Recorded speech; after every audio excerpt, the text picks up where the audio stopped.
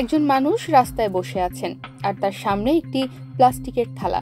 চোখে ক্লান্তি, শরীরে কম্পন আর গায়ে পুরনো ময়লা জামা। চারপাশ দিয়ে মানুষ হেঁটে যাচ্ছে, কেউ সাহায্য করছে, কেউ উপেক্ষা করছে, আবার কেউ বা কটূক্তি করছে। এই মানুষটার নাম লি চুয়াংকি। আর আপনি কি জানেন, এই লোকটাই মাত্র কয়েক বছর পর হয়ে উঠেছেন একজন প্রফেশনাল ডাক্তার। হ্যাঁ, আপনি একদম ঠিক শুনেছেন, একজন ভিক্ষুক হয়ে উঠেছেন একজন ডাক্তার। মাত্র 31 বছর বয়সে তিনি হাতে তুলে নিয়েছেন স্টেথোস্কোপ। চলুন তার গল্পই আজ আমরা জেনে নেই, কিভাবে একজন ভিক্ষুক চিকিৎসক হয়ে উঠলেন। লি জন্মেছিলেন এক সাধারণ পরিবারে, কিন্তু যখন তার বয়স 1 বছর হয় তখন তার একটি কঠিন স্নায়বিক সমস্যা ধরা পড়ে, যার নাম সেরিব্রাল পালসি।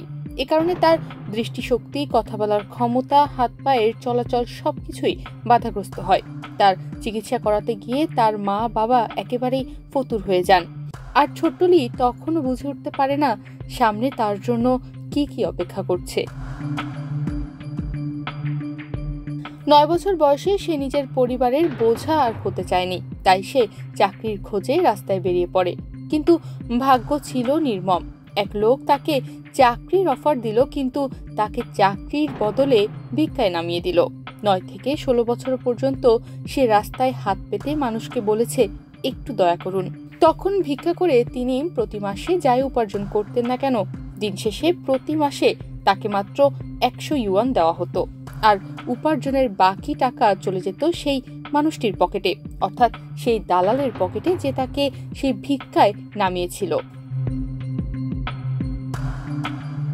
16 বছর বয়সে লিকে ভিক্ষাবৃত্তি থেকে ছেড়ে দেওয়া হয়, কারণ সে তখন আর অসুস্থ শিশু ছিল না। যেহেতু তার বয়স 16 বছর হয়ে গিয়েছিল, তাই যে দালালটি তাকে ভিক্ষাবৃত্তিতে নামিয়েছিল তার ধারণা ছিল লোকজন আর তাকে সহানুভূতি দেখাবে না। সেদিন থেকে লি একেবারে একা হয়ে যায়, পথভ্রষ্ট, নিরক্ষর এবং ভবিষ্যৎহীন এক জীবনের দিকে এগিয়ে যায়। কিন্তু তখনই তার জীবনের মোড় ঘুরে যায়। একদিন লি বুঝতে পারে সে পত্রিকা পড়তে জানে না।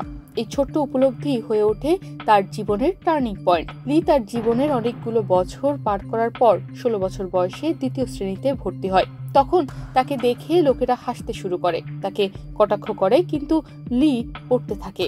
সে পড়ে আর পড়ে। 25 বছর বয়সে সে ভর্তি হয় চায়নার মেডিকেল কলেজে। নিজের শরীরের সীমাবদ্ধতা নিয়েই সে পড়ে মানবদেহ। নিজেকেই বানিয়ে ফেলে লাইভ মেডিকেল কেস স্টাডি।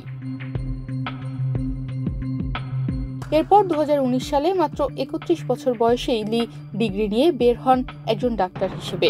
যিনি একদিন ছিলেন পথের ভিক্ষুক, তিনি হয়ে যান একজন চিকিৎসক। আজ তিনি ইউয়ান প্রদেশে নিজের ছোট্ট একটি ক্লিনিক চালান। তিনি বড় কোনো হাসপাতালে চাকরি নেননি, কারণ তিনি তার মতো অসহায় মানুষদের পাশে দাঁড়াতে চান। লি বলেন, তিনি ভিক্ষা চেয়েছেন বেঁচে থাকার জন্য, এখন মানুষকে চিকিৎসা দিচ্ছেন মানুষকে বাঁচিয়ে রাখার জন্য। এক মা তার অসুস্থ শিশুকে নিয়ে আসেন লির ক্লিনিকে। লি তার দিকে তাকিয়ে হাসেন, আর পেছনের দেয়ালে ঝুলে থাকা তার ডাক্তার হওয়ার সার্টিফিকেটটি ঝুলিয়ে রাখেন। তার ক্লিনিকে তার রুমের মেঝেতে এখনো রাখা হয় সেই পুরনো থালাটি, যেটা দিয়ে তার জীবন শুরু হয়েছিল। তনিমা রহমান, বাংলাদেশ প্রতিদিন।